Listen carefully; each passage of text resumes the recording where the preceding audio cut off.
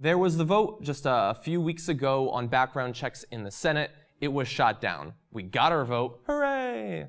But it was shot down. And now cycles of polls have gone through over the last few weeks, and we've been trying to find out, both the people who voted for the background checks and those who voted against it, what's going to happen to them. And the data has been very clear so far, and we have new data as well. So 4 new senators are being influenced, we believe, by their votes on background checks.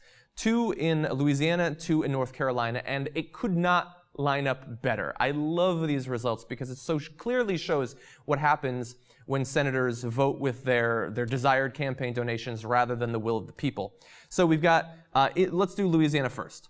Senator David Vitter voted against the background checks. Mary Landrieu voted for the background checks. Now, I have problems with her all the time, but she was right in this case. So in Louisiana, do people support the background checks? Yeah, they do, actually. So 72% of voters say they favor background checks to only 20% who are opposed in Louisiana. Now, regardless of whether you look at Democrats, independents, or Republicans, those numbers hold out. At least a 2-to-1 margin, even for Republicans in the Deep South. It couldn't really be any clearer than that. But despite that, David Vitter voted against it. Should be noted, he has an A rating by the NRA. Mary Landrieu's is a C. Can't imagine it's going to go up in the near future, at least based on this. Now, she has seen a 6-point improvement in polls. I don't know the specific numbers handy for David Vitter, but he is going down. And when you break it down into the demographics, he saw a very small rise in his support among Republicans, but he dropped in both Democrats and independents. More than 50% of independents say they are less likely to vote for David Vitter now in the future, specifically because of his vote on background checks. Mary Landrieu losing a very small amount of support among Republicans, but gaining both in Democrats and independents. So that's very clear. Let's find out. We look at North Carolina. Will the same pattern hold true? Here we have Senator Richard Burr and Kay Hagan. Senator Richard Burr voted against the background checks. Senator Kay Hagan voted for the background checks. In North Carolina, what do the people think?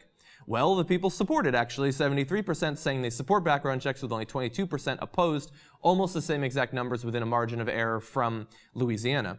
Again, regardless, Democrats, Republicans, independents, all supporting it at almost or more than a 2-to-1 margin. And yeah, so the numbers on Senator Burr go down in exactly the same way.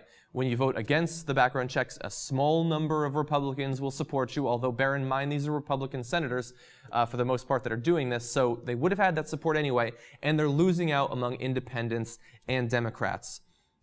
So I don't know if these effects will hold true, if they'll last to the midterm election, if they'll last to the next presidential election, but I hope that they do. I don't want it to take another Sandy Hook, another mass shooting for the politicians to finally get it through their heads that the mediocre amount of money that they are getting from the NRA is not worth it. Because I don't think that they're primarily driven by the campaign donations by the NRA. I think that it's fear of the ads, it's fear of challengers. This is a common sense bill. It is extremely weak sauce. We should have done much more, not 5 months after Sandy Hook or 4 months or whatever it is. We should have done it a week, 2 after. Hell, we should have done it 10 years ago. I don't know what it's going to take for us to get over our obsession with guns in this country. Unfortunately, it doesn't look like we're even moving in that direction.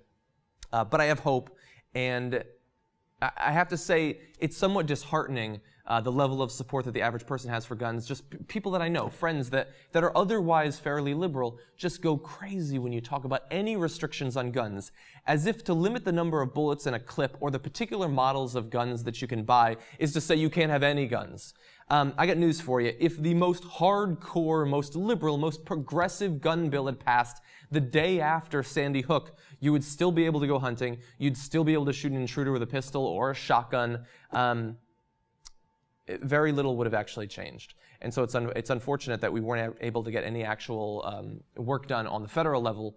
Now, much more was done in individual states, so that's positive. But right now, at the very least, we can look at these polls and say maybe there will be a price to pay for these senators who voted against background checks the next time they go up for election.